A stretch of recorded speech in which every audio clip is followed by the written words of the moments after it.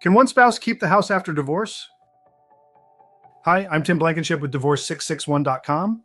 One of the biggest decisions in divorce is who keeps the house, or if keeping it is even possible.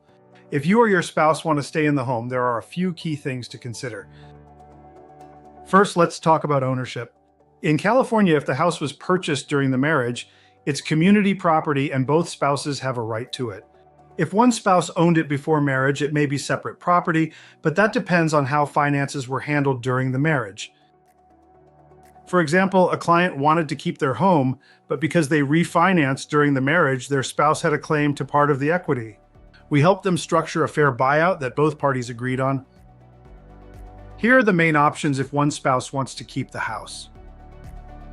Buy out the other spouse. The spouse keeping the home compensates the other for their share of the equity. Offset with other assets.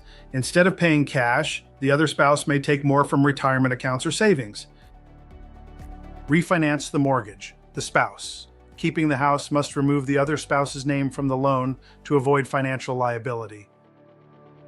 Important: if you keep the house but don't refinance, your ex could still be legally responsible for the mortgage, which can cause major financial problems later. At Divorce 661, we make it easy. We ensure home division is properly documented in your divorce agreement. Flat fee pricing, no expensive attorney fees. 100% remote service. Finalize your divorce from home. If you need help figuring out whether you or your spouse can keep the house, visit Divorce661.com for a free consultation. We'll help you navigate your options and make sure your divorce is fair, fast, and financially sound.